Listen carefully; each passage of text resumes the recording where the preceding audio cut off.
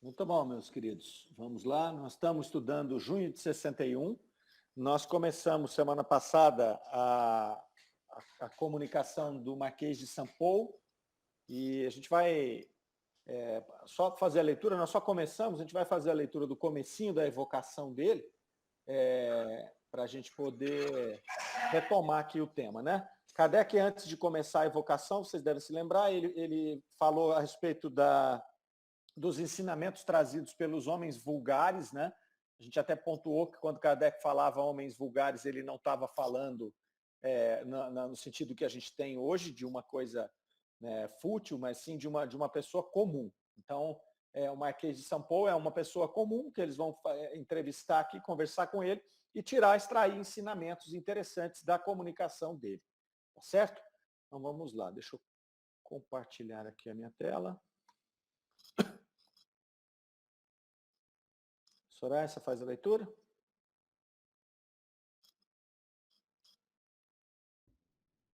Faço, Mário.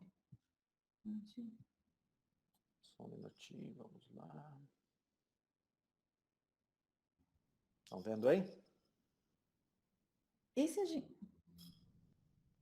Ah, esse já é outro, Marquês. A gente não tinha lido ainda, lembrei. Marquês, eu estou confundindo com outro texto, desculpa. Não, esse aqui nós começamos. Nós lemos só o comecinho da evocação. Marquês de São Paulo. Falecido em 1860, evocado a pedido de sua irmã, membro da sociedade, a 16 de maio de 1861. Evocação. Eis-me aqui. A senhora vossa irmã me pediu para vos evocar, embora ela seja médium, pois ainda não se acha bem desenvolvida para sentir-se segura. Tentarei responder do melhor modo possível. Inicialmente, ela deseja saber se sois feliz. Ainda estou errante, em estado transitório, e este estado transitório nunca traz felicidade em castigo absolutos, nem castigo absolutos. Levastes muito tempo para vos reconhecerdes? Fiquei muito tempo em perturbação, da qual só saí para abençoar a piedade dos que me esqueciam e oravam por mim. Podeis avaliar o tempo dessa perturbação? Não. Tá, ok. Mas nós paramos exatamente aqui, né, na semana passada. Vamos só retomar aqui alguns pontos importantes. Ó. O Marquês de São Paulo ele faleceu em 1860 e foi evocado em 61. Então fazia aí alguns meses que ele havia desencarnado. Né, foi evocado em 16 de maio de 61. Ele atesta que está no estado errante e chamou-nos a atenção, a gente deixou pendente aí a pergunta número 3 para a gente conversar sobre ela, né, que ele vai dizer que a irmã dele, né, pergunta se ele estava feliz, e ele vai dizer que estava errante, ainda no estado de erraticidade, e que esse estado transitório nunca trazia felicidade nem castigo absoluto. Então essa é uma pergunta importante, Kardec vai desenvolver ela daqui a pouquinho.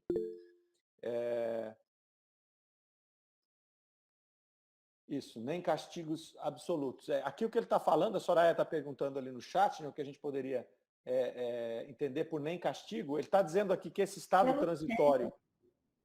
Oi? Foi a Lucélia, não fui eu, não. Ah, desculpa, foi a Lucélia. Eu pensei numa pessoa e falei na outra. O que ele está falando aqui é que esse estado transitório não traz nem felicidade e nem castigo absolutos, né? Nem um e nem outro. Então ele não é nem feliz e nem está em sofrimento. Isso que ele fala, que nem felicidade nem castigo absolutos. Absolutos são os dois, tá? Não é o castigo que é absoluto, não. É a felicidade ou o castigo absolutos que ele vai falar aqui. Já Kardec vai detalhar um pouquinho mais sobre isso. Aí a gente volta a comentar.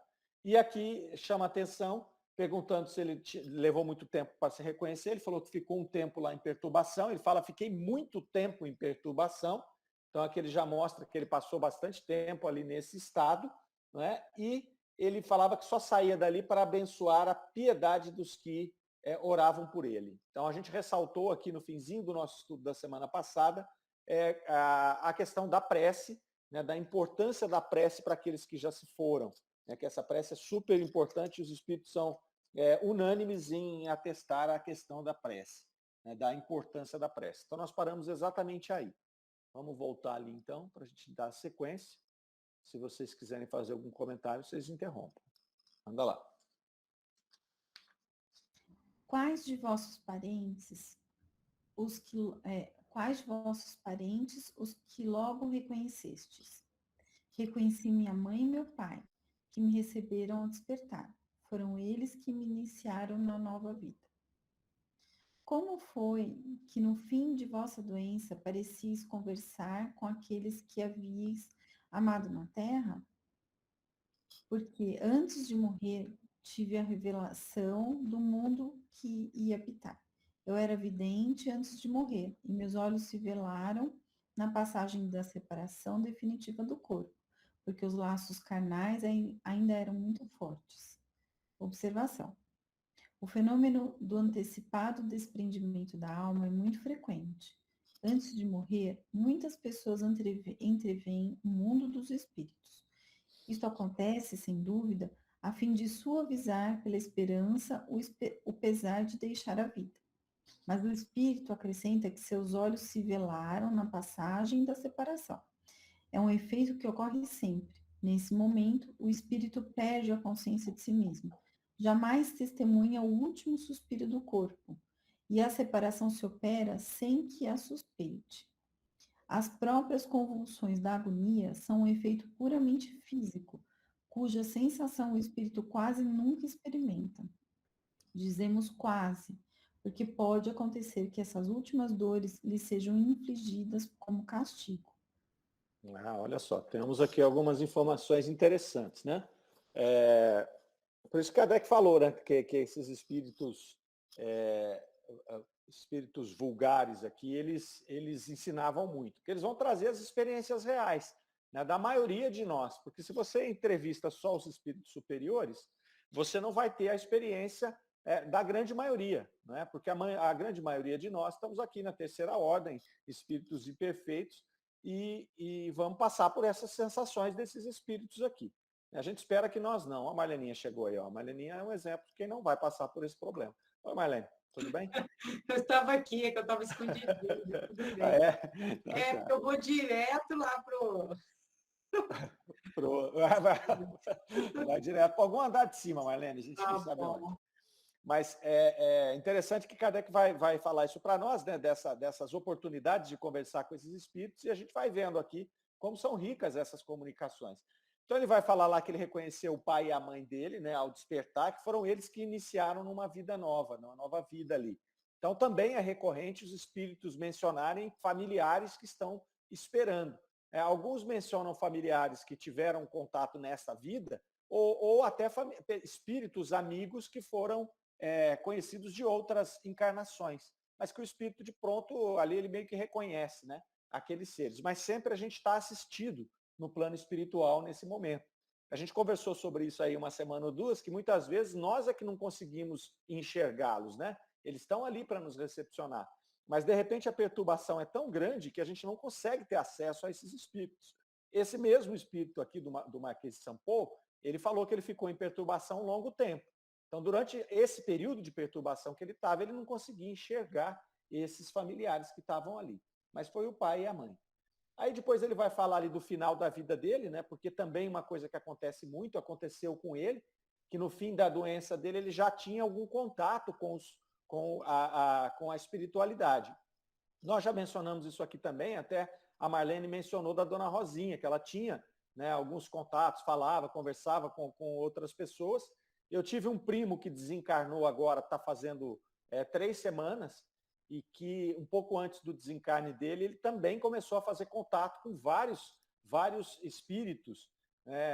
Ele começou a ver os avós, ele começou a ver a mãe, que já havia desencarnado, né? E assim, ele trazia relatos muito nítidos, que não era uma coisa assim que ele estava em delírio, ele estava lúcido, então às vezes ele perdia um pouco a consciência, na hora que ele voltava, ele falava para as irmãs, mas cadê a mamãe que acabou de sair daqui? Eu vi o meu avô e a minha avó aqui, eles vieram falar comigo. Percebe? Então ele estava já nesse contato aqui. Esse espírito relata exatamente isso, né? Que nesses momentos aí, ele já estava em contato. Mas ele vai falar uma coisa bacana aqui, que quando ele fala aqui, quando os olhos velaram, os meus olhos se velaram na passagem da separação definitiva do corpo. Então ele tinha esse contato antes de desencarnar. Mas quando ele desencarnou, ele perdeu essa consciência da espiritualidade e acabou ficando lá em perturbação, né? E aí Kardec faz aqui essa observação interessante aqui, né, falando desses dois pontos, de que o momento antecipado do desprendimento é muito comum esse contato com a espiritualidade. Então, muitos espíritos relatam isso. A gente tem exemplos aqui, eu dei o exemplo do meu primo, a Marlene, numa outra oportunidade, deu o exemplo, acho que da dona Rosinha, né, Marlene? Que ela também tinha contato com familiares, com pessoas no plano espiritual. Mas aqui ele vai depois fazer o outro paralelo, de que no momento da morte, normalmente cessa esse contato, né? É como se a pessoa adormecesse.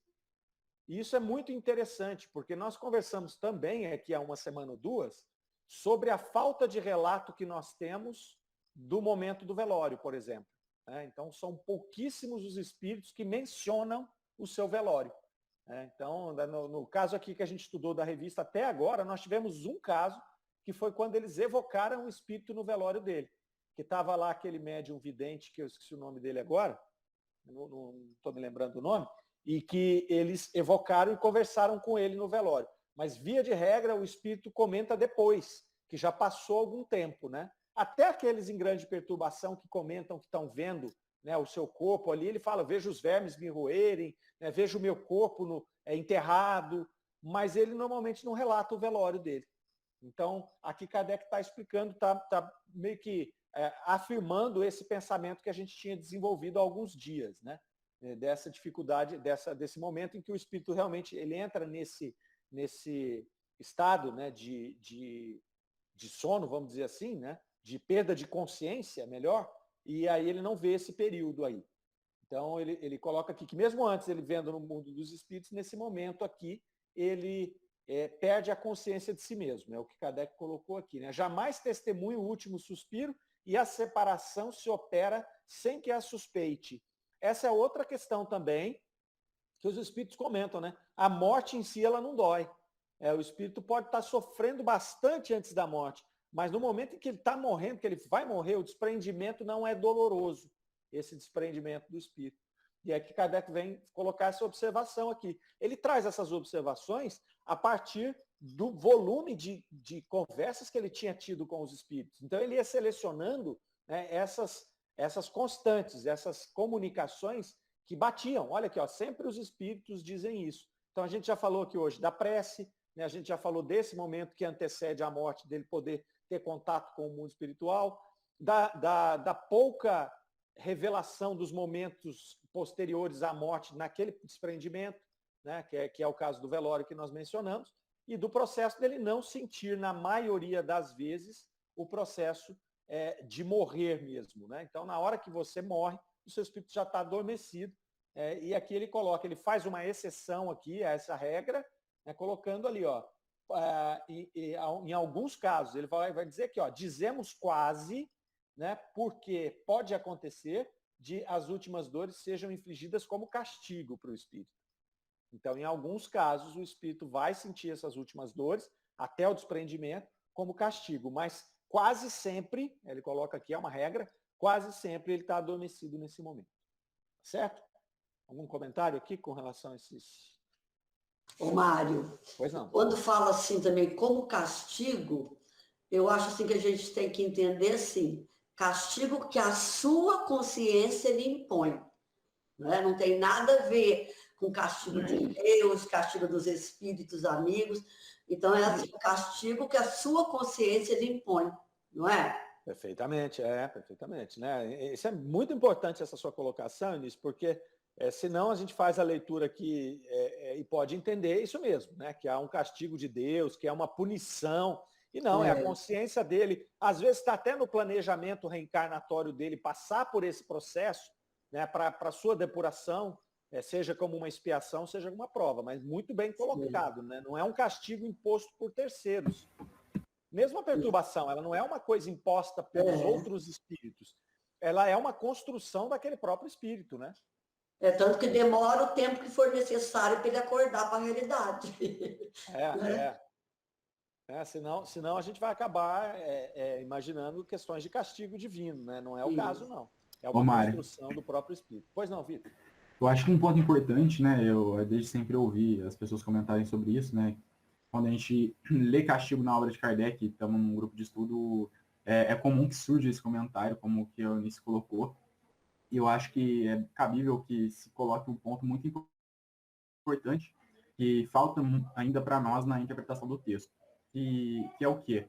Quando se estuda qualquer autor que seja, né, na literatura, na filosofia, etc., é importante que se entenda que alguns conceitos que o autor coloca ali, eles têm uma definição própria da obra. Então, o conjunto da obra dá uma definição nova ou diferente ou menos usual para algum conceito que ele está utilizando.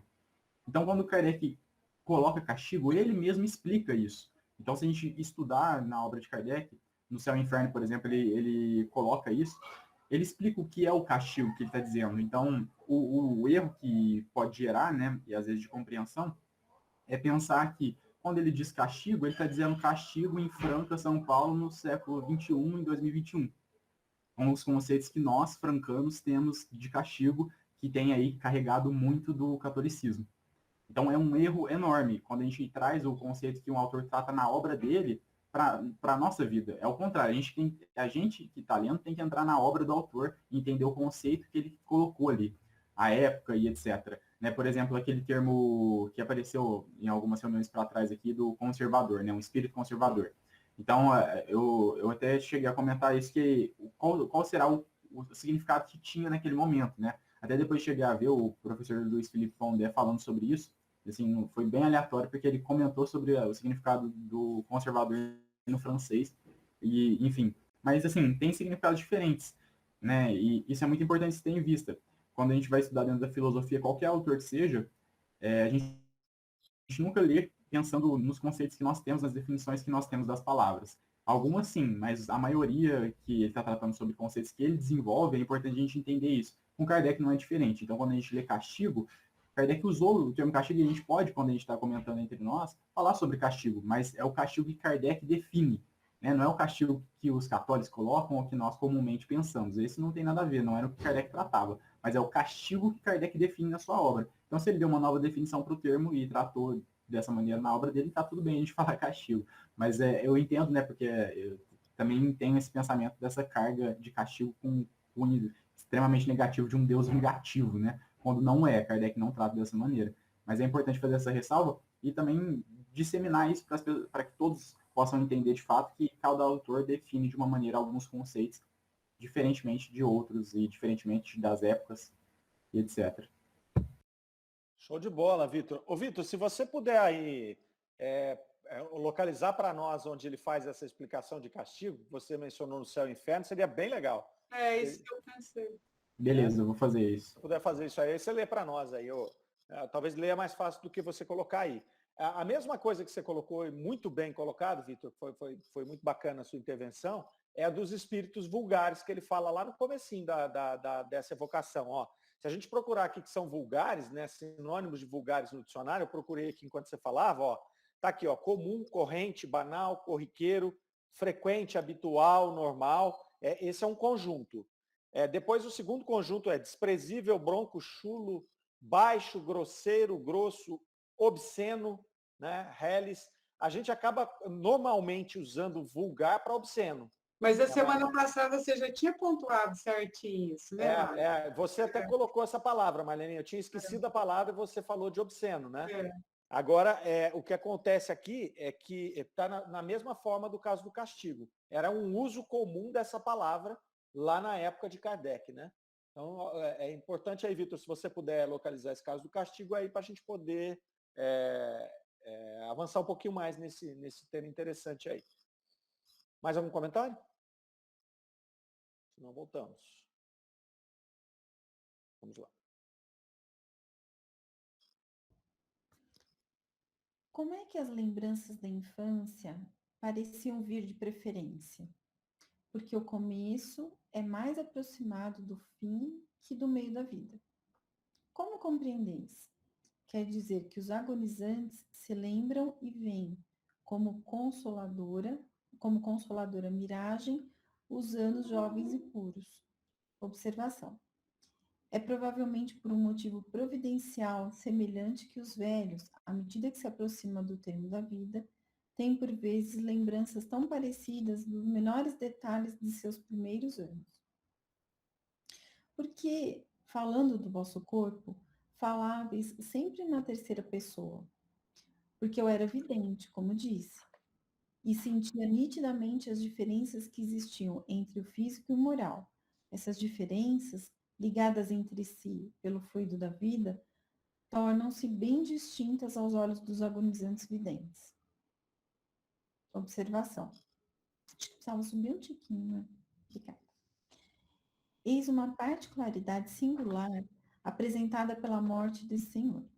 Nos seus últimos momentos, dizia sempre: ele tem sede, é preciso dar-lhe de beber. Ele tem frio, é preciso aquecê-lo. Ele sofre em tal parte, etc. E quando lhe diziam: mas sois vós que tendes sede? Ele respondia: não é ele. Aqui se desenham perfeitamente as duas existências. O eu pensante está no espírito e não no corpo. Já em parte desprendido, o espírito considerava seu corpo como uma outra individualidade, que, a bem dizer, não era ele. Era, pois, ao seu corpo que deveriam dar de beber, e não a ele espírito. Nossa. Interessante, né? É interessante aqui. Vocês viram que na pergunta número 8, também é uma coisa, um fato interessante, né? Ele vai dizer aqui que ele lembrava mais do período da infância do que do período da juventude dele, do meio da vida. Né? E eles fazem essa pergunta, né? Como é que as lembranças da infância pareciam vir de preferência? E olha que resposta intrigante a do espírito, né? É porque o começo é mais aproximado do fim que o meio da vida. E aí, eu pensei bastante sobre esse caso aqui quando eu estava lendo a primeira vez, e é interessante, não é? Porque no meio da vida, vamos separar o meio primeiro, o meio da vida é onde a gente está mais materializado, é onde a gente está mais conectado com o meio, com o trabalho, né, com a vida em si, com a expressão material da vida. Quando a gente está ainda na terra infância, lá no comecinho da vida, a gente está meio desprendido, né?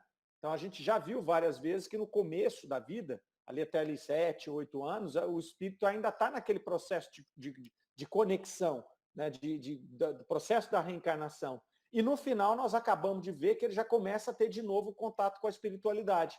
Então, tanto no começo como no fim, a gente tem uma vida meio dupla, né? A gente tem um contato mais fácil, pelo menos foi o que eu entendi, queria ver o vídeo de vocês, com a espiritualidade. E naquele meião nosso aqui, né, que é onde a maioria de nós está vivendo aqui agora, a gente está muito materializado.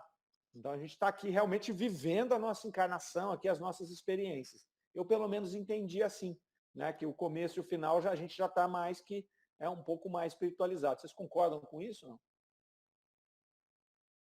É isso mesmo, mano. Tanto é que eles falam, né, que a criança ela vai mesmo se integrar direitinho aqui com 7 anos. Não sei se vocês viram, gente, tem um canal, não vou saber qual é o canal, eu até pus para gravar aqui, consigo colocar na minha casa.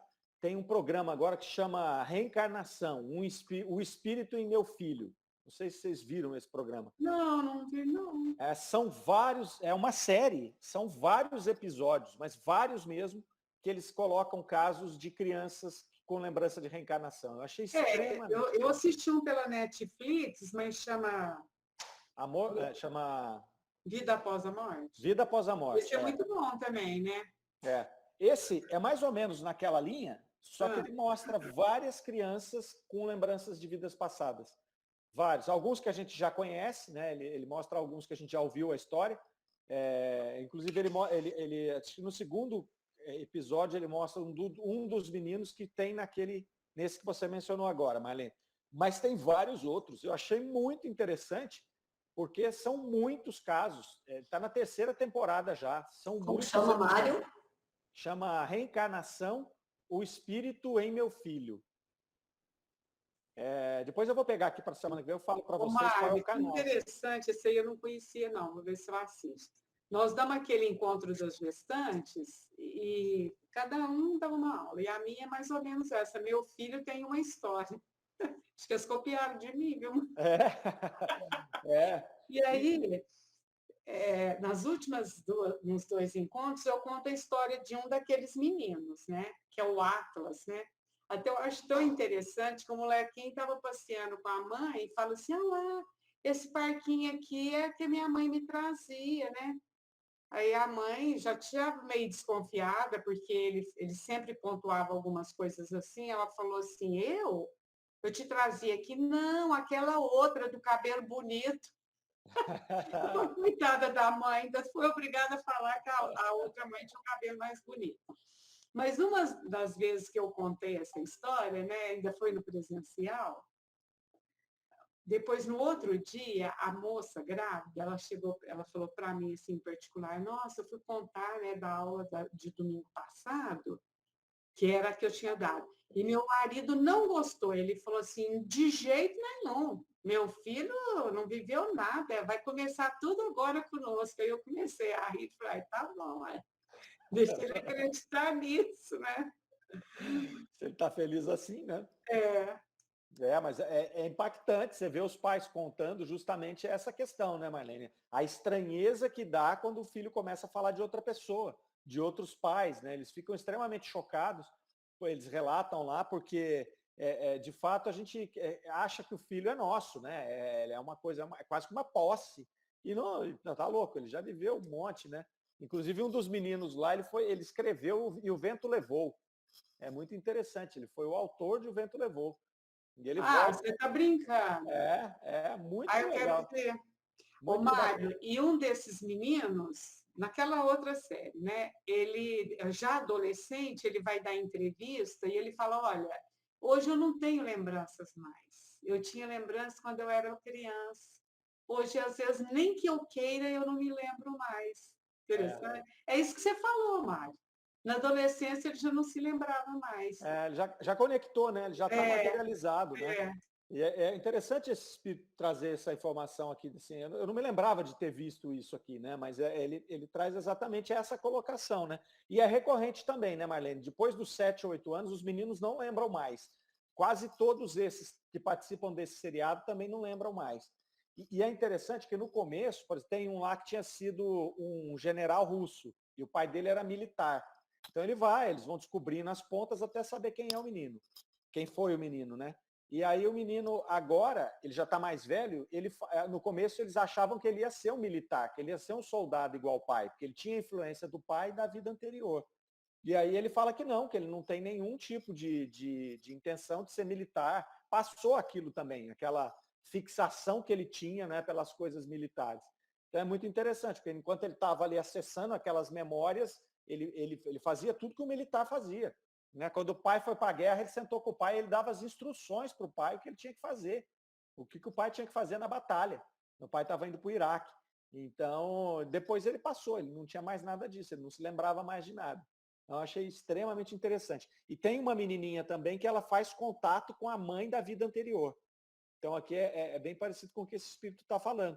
Então, ela conversava com a mãe, ela falava que a mãe, inclusive, tinha perdido uma perna, e aí eles vão desvendando a história da menina, juntando, né, as informações até chegar na possível encarnação anterior. É bem legal. Depois eu vou pegar o canal que é para vocês assistirem. É bem interessante. Aqui voltando para a nossa comunicação, depois ele vai... Opa, o Vitor achou lá. Ó, vamos ler aqui. Ó. Olha lá. O que é o castigo? A consequência natural derivada desse falso movimento, uma certa soma de dores necessária a desgostá-lo de sua deformidade, pela experimentação do sofrimento. O castigo é o aguilhão que estimula a alma, pela amargura, a se dobrar sobre si mesma e a buscar o porto de salvação. O castigo só tem por fim a reabilitação, a redenção. Querê-lo eterno por uma falta não eterna é negar-lhe toda a razão de ser. Então aqui é o próprio Kardec, né, lá na resposta. Não, esse nem é Kardec comentando, é só o Paulo Apóstolo. Ah, é Paulo? Paulo explicando na 1009. A resposta é 1009. É porque eu achei que Kardec definia no Céu e Inferno, mas não, claramente ele define na primeira obra, né? Então, assim, no Livro dos Espíritos ele já deixa claro o que é o castigo. Depois ele vai usar, né, e eu pensei no Céu e Inferno, porque no Céu e Inferno ele vai tratar sobre as penas futuras, né? E lá ele vai usar o castigo constantemente, né? Tanto o castigo, como a reparação, como o sofrimento, são basicamente sinônimos aí que ele utiliza durante toda a obra. Mas assim, por mais que não tivesse a definição, e esse é um ponto importante, pelo conjunto da obra, se poderia entender o que Kardec quer dizer com castigo. Então, a gente já poderia de cara descartar que Kardec não fala em castigo eterno pelo próprio fato de que o Espiritismo proclama que não existe castigo ou pena eterna de maneira alguma. Que isso não pode coadunar com a justiça e a misericórdia divina. Então, por isso a gente já poderia descartar essa definição de castigo e já entender que quando Kardec fala de castigo, ele está falando de um outro tipo de castigo. E aí ele vai explicar que são esses sofrimentos, porque ele usa constantemente até o termo e explica, enfim, vai tratando, né? Pelo conjunto da obra você poderia entender. Mas é na questão 1009 que ele define, né? O Paulo Apóstolo define na resposta. Tá fácil aí você ler a 1009 para nós, Vitor? Só para a gente poder pegar ela inteira? Aham, pega aí. Peraí. É que ela é gigante, né? Mas eu vou ler a pergunta. O Kardec pergunta, assim, as penas impostas jamais o são por toda a eternidade? Essa é a pergunta. E aí tem uma resposta muito, muito grande. São vários, não sei se vocês se lembram, mas nessa resposta são vários espíritos que se respondem. Platão, Santo Agostinho, Paulo Apóstolo, são vários espíritos que respondem essa. Ah, ótimo. Soraya, você quer falar?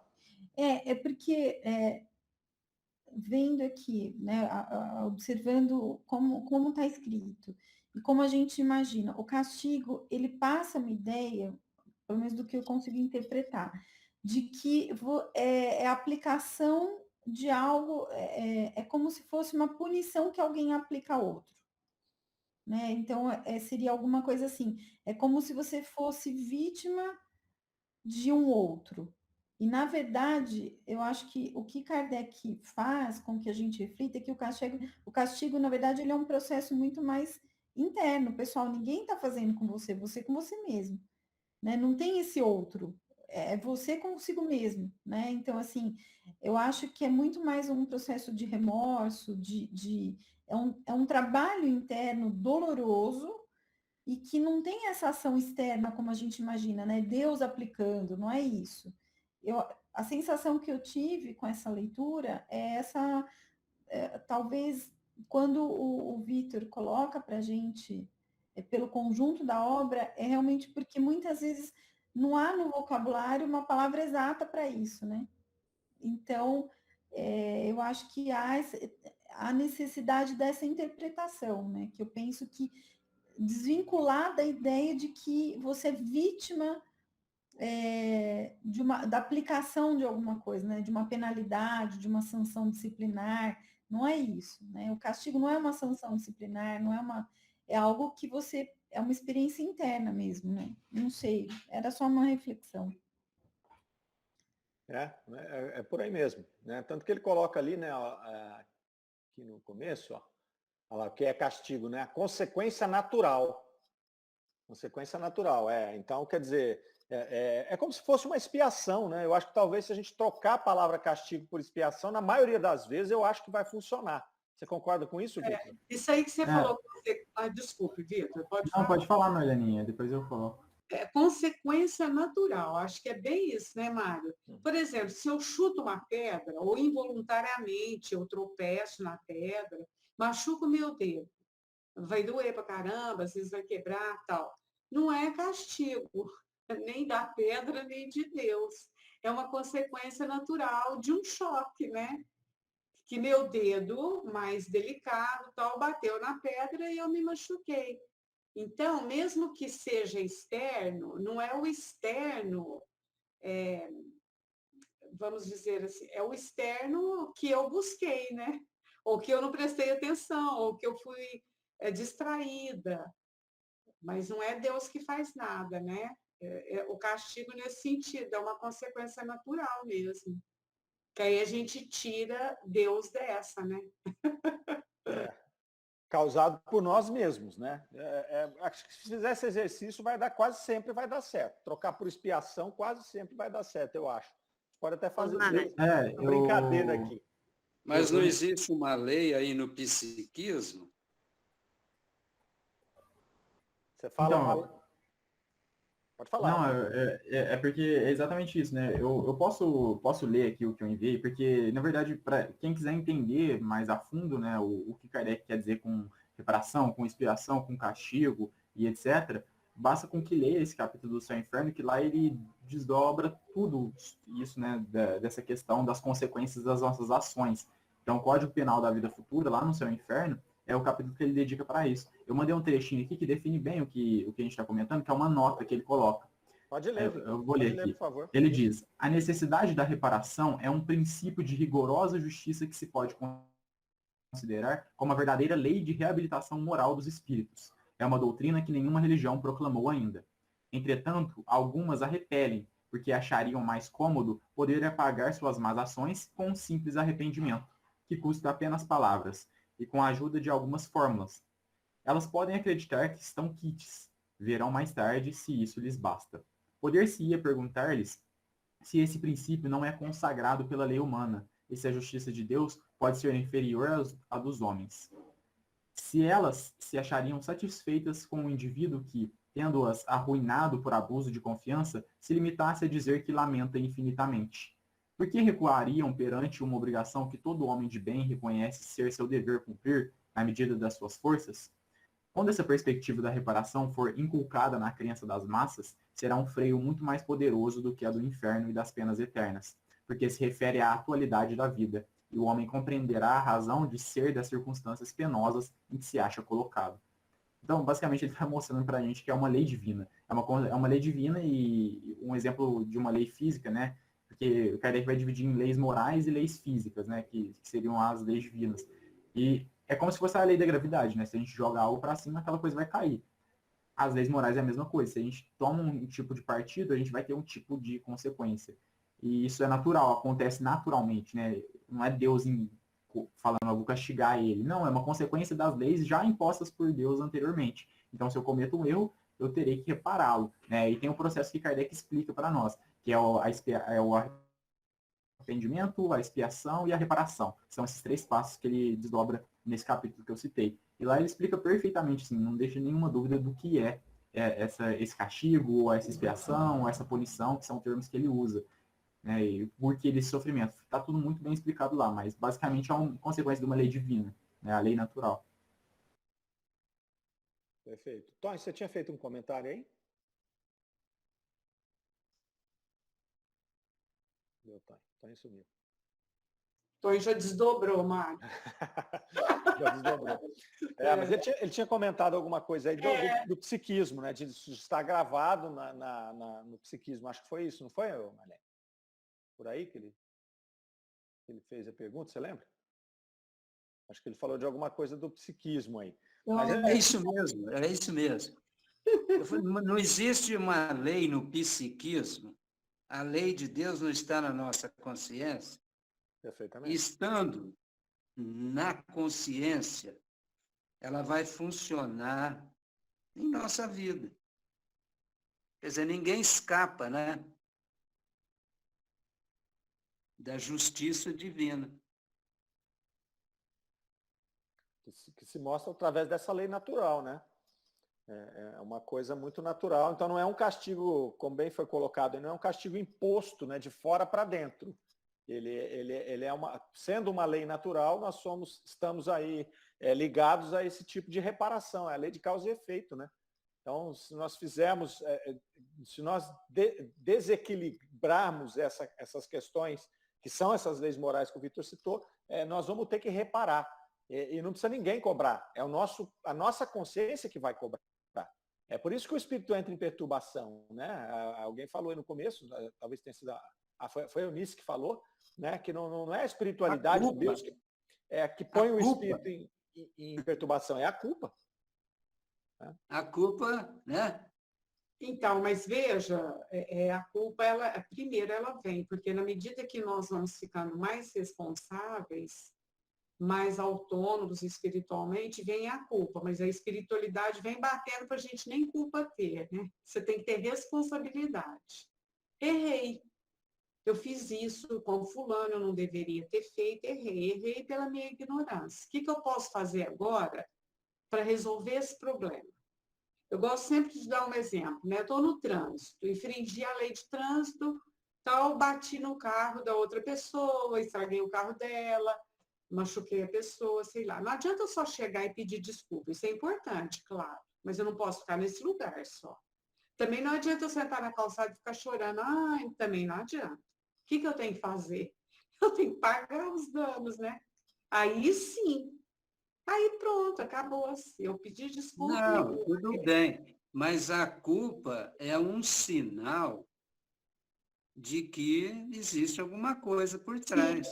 Sim, primeiro vem a culpa, é natural, né? Claro, porque é o estágio que nós estamos. Mas se eu ficar fazendo dessa culpa um chicote em mim e ficar me martirizando, também não é legal, né? Não é bom. A culpa, ela precisa ser um gatilho para o processo de reparação, né? Mas ela não pode estagnar, gente. Acho que é isso, né, Marlene?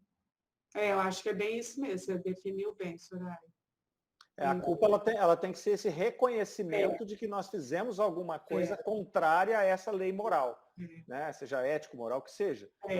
Agora, eu ficar carregando a culpa, eu sou um miserável, eu sou um pecador, isso não vai ajudar absolutamente nada. Vai ajudar a trazer processos expiatórios no futuro, né? Aqui, Kardec pontua bastante isso, porque se a gente for também nessa linha de contextualizar o que estava rolando no passado, a gente vai ver que tinha muito essa história da salvação pela graça, né? Da pessoa falar, não, se você se arrependeu, você está salvo. E aqui Kardec deixa claro que o fato só de se arrepender, é o que a Marlene falou, eu infringi o trânsito, bati o carro. Pô, estou arrependido. Tá bom, mas arrependido não conserta meu carro, né? Você vai ter que consertar meu carro. Então, e como que você conserta o carro? Tirando o dinheiro que às vezes você custa ganhar, que você economizou e pagando a pessoa. Então, esse é um exemplo bom que a Marlene usou, né? Porque vai justamente mostrar isso. Não adianta eu só me arrepender. E também não adianta eu ficar pedindo desculpa o resto da vida se eu não pagar o carro. Então, quanto mais rápido eu entender, olha, eu estava errado aqui, eu vou pagar, mais rápido a gente vai para casa almoçar, né? E resolve o problema logo, eu já pago, a pessoa fica feliz e a gente segue a vida. Quando dá para reparar assim é bom, né? Tem coisa que é mais complicada. Ok? Bom, vamos seguindo aqui, só para a gente fechar esse item interessante aqui. Então, falamos aqui dessa conexão, né? Voltando aqui para o nosso trabalho, da conexão da criança e do idoso com o plano espiritual. Depois ele faz aqui na sequência uma outra colocação interessantíssima, que é do espírito falar na terceira pessoa. Por que ele referia-se? Porque sempre quando ele estava nesse processo de conversar com alguém no plano espiritual, né, desprendido do corpo físico, nos momentos derradeiros da vida dele, ele se referia a ele mesmo na terceira pessoa.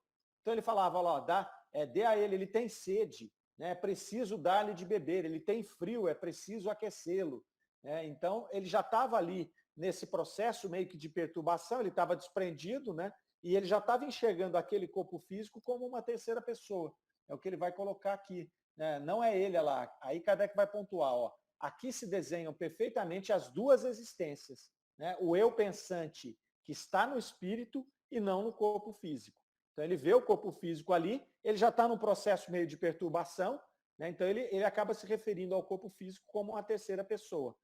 Aí, Mário, vê se vocês concordam comigo, que a Joana de Ângeles, ela bate também muito nessa tecla. O eu aí que você falou, que é o espírito, que a Joana chama de self, e aí, como ele já está distanciado, ele olha no corpo, ele está vendo o ego. Seria mais ou menos assim, eu estou para desencarnar, eu olho, eu vejo a Marlene. Só que eu sou mais do que a Marlene. Não estou falando mais no sentido de grandeza, não é isso, não. É de experiências vividas. Então, eu já consigo olhar e falar, olha ela lá. Não é? É interessante isso, né? É muito interessante. Eu nunca tinha ouvido Kardec falar isso. Então, a gente vai descobrindo, né, essas coisas, né, Marlene? É interessante que a gente vai pegando esses exemplos aqui e fala, nossa, sempre teve aqui, né? E provavelmente nós já lemos mais de uma vez isso aqui. Mas a gente não estudou, a gente não parou para olhar parágrafo por parágrafo, o que esse espírito está dizendo, né? Então é bem interessante essa sua colocação, é exatamente isso que ele fala aqui, né? E quando você falou que a gente é mais, você é muito mais do que a Marlene, né? Você é a Marlene, a Joana, o João, o Antônio, você tem uma série de experiências que são muito maiores do que a gente pode perceber aqui no limite do nosso corpo físico. Que aqui nós estamos, tanto é que a pergunta anterior mostra isso, né? Nesses momentos ou da infância ou da velhice, a gente acaba desdobrando esse self, né, em novas possibilidades muito diferentes daquela que a gente está hoje aqui, embotado pelo corpo físico, né? Preocupado com viver a vida, com ganhar a vida, com as nossas preocupações cotidianas. Quando nós já estamos mais desprendidos, aí surge um novo horizonte, né? E é muito interessante esse espírito falando dessa terceira pessoa aqui. E muitas vezes, quando acontece isso, a gente fala, já está demente, o coitadinho, né? E às vezes é o momento que ele está mais lúcido na vida. Né? Mesmo, hein, Márcio? Às vezes que ele está lúcido, a gente acha que ele está demente. É verdade. É igual a criança, está falando, isso é coisa de criança, não tem nada a ver com o que ele está falando. Às vezes ele está muito mais lúcido que a gente, enxergando muito mais que a gente, né? Vamos aqui na pergunta 11, que ainda dá tempo, para a gente poder fechar essa comunicação, e aqui ele vai responder aquela pergunta que a gente falou lá atrás, nem da felicidade, nem do castigo absoluto. Lembrando aqui, só quero fazer de novo a leitura ali rapidinho, para a gente poder ver. Ó, é a pergunta número 3, que ele fala lá, ó, que a irmã dele, inicialmente, a sua irmã deseja saber se sois feliz. E ele responde, ainda estou errante, e este estado transitório nunca traz felicidade nem castigo absolutos. Então ele está ali naquele processo e agora Kardec vai desvendar esse caso aqui. Vamos lá. Mário, só vou pedir uma licença. Eu vou fazer essa leitura e depois eu vou ter que sair, que eu tenho que ir para uma outra reunião, gente. Desculpa. Tá joia, Soraya, tranquilo. Vamos lá.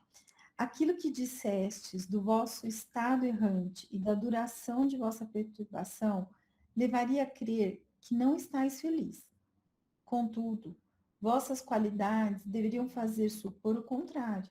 Aliás, há espíritos errantes que são muito felizes, como os há muito infelizes.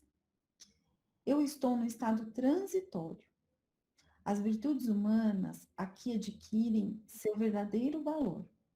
Sem dúvida, meu estado é 1000 vezes preferível ao da encarnação terrena. Mas sempre levei comigo as aspirações do verdadeiro bem e do verdadeiro belo. E minha alma só será saciada quando voar aos pés de seu Criador. Nossa, que lindo. Viram? Então, olha que interessante esse caso aqui, né? A primeira coisa que Kardec vai colocar ali é essa história. Ó, você está dizendo aqui que você não está feliz. Por que você não está feliz? Não é? Porque você era uma pessoa de qualidade. Então, ele não era um indivíduo ruim a ponto de você imaginar que ele estaria num processo de sofrimento, né, numa perturbação mais extensa lá. E aí Kardec pontua, ó, tem espíritos errantes que falam que são felizes e tem outros que falam que são infelizes. E o que chamou a atenção? Ele falar que nesse estado transitório você não tem nenhum nem outro. Mas Kardec tinha ouvido centenas de espíritos falando que eram felizes e centenas falando que eram infelizes. Então, quando ele ouve falar que essa transitoriedade, ou seja, ele estar errante, ele faz essa conexão primeiro. O fato de você estar errante te deixa nessa condição de nem feliz nem infeliz, e aí o espírito esclarece. Eu estou no estado transitório. Então, aí ele esclarece tudo, né? Ele fala ainda, ó, aqui as virtudes humanas adquirem o seu verdadeiro valor. Então, aquelas virtudes que ele tinha enquanto ser humano, né, não definem ele depois de desencarnado. Por quê? Porque ele é um espírito muito exigente. Ele demonstra que, a meu ver, que ele queria ter feito mais do que ele fez. Quando ele falou aqui, ó, a minha alma só será saciada quando voar aos pés de seu Criador. Então, o que acontece? Ele teve uma vida, aos olhos de nós, seres humanos, uma vida muito boa, virtuosa. Mas quando ele desencarna, ele demonstra uma certa angústia. Porque talvez ele não tenha evoluído nessa encarnação tanto que ele gostaria de evoluir. Então, a gente vê aqui um espírito exigente com si próprio. Que por si só, eu acho que já define uma certa superioridade nele, né? De dizer, puta, eu vim para cá, né, numa encarnação difícil, uma coisa rara, complicada, vivi toda uma vida longa, sofrimento e tudo mais, mas na hora que eu desencarnei, puxa, eu devia ter feito mais. Essa foi a sensação que ele passou, né, e causou essa estranheza em Kardec, porque conhecia ele, né, e porque por que você está nesse processo, né? Ele se mostra angustiado. Eu não tô infeliz, porque ele fala aqui que é 100 vezes melhor, né? 1000 vezes melhor. Ele fala 1000 vezes preferível do que uma encarnação terrena. Então, ele já está mostrando que ele é muito mais feliz. Ele usa essa expressão 1000 vezes para mostrar que ele está muito melhor do que quando encarnado. Mas ele está longe do que ele gostaria de estar. Então, eu achei muito interessante essa colocação ali, né? Aí a gente vai lembrar de Paulo, né? Paulo falava lá que criatura infeliz que sou, que as coisas que quero não faço e as que não quero estou sempre a fazer. E a gente está falando de Paulo de Tarso, né, gente? Então, fica difícil pegar a régua de Paulo, né? Porque você fala, se Paulo se sentia assim, imagina nós aqui, velho, aqui embaixo, não é? Dói, né? Então, esse espírito vem trazer um pouco disso, né? Guardadas todas as proporções, de que não é muito fácil esse processo de evolução. Isso é bacana, até, eu fiquei pensando bastante nisso, porque às vezes a gente pode cair numa certa arrogância espiritual, né? Da gente achar assim, eu tenho conhecimento, eu pratico a doutrina, eu vou ao centro, enfim, eu faço algumas coisas, então eu estou galgando uma evolução enorme. E a gente tem que tomar cuidado, porque, esse processo aqui é lento, né? É lento, a gente tem que devagarzinho. Mari, tem aquele livro, Voltei, do Frederico Figueiredo, né? O Jacó, irmão Jacó, ele usa esse pseudônimo. Toda vez que eu escuto falar isso, eu falo, nossa, mas o cara, gente, era um baluarte, fez isso, fez aquilo, e ele escreve um livro para falar que não estava satisfeito, né?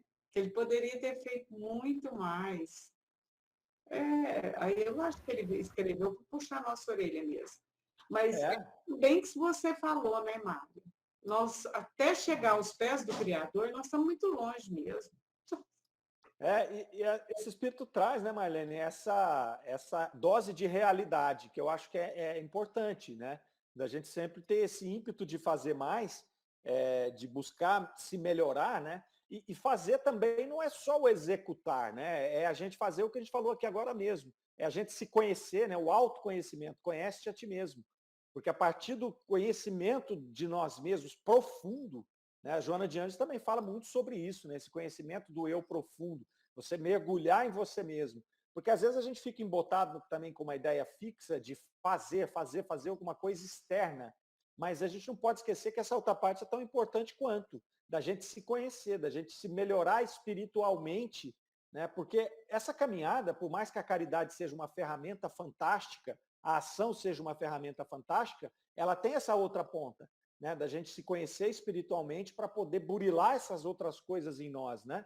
Porque muitas vezes você vai fazer esse outro processo externo até por egoísmo, até por querer usar dessa ferramenta, né? Ou por medo de você se lascar quando você desencarnar, ou até por um egoísmo de querer correr, né? Então, por que eu estou fazendo isso? Então, até isso você tem que olhar. Será que você não tem caracteres externos aí de estar fazendo aquilo que você está fazendo? Né? Será que eu não estou fazendo para que outras pessoas me valorizem? Enfim, percebem onde eu quero chegar? Tem que olhar mais profundamente, né? Até as coisas boas que a gente faz. Imagina as ruins.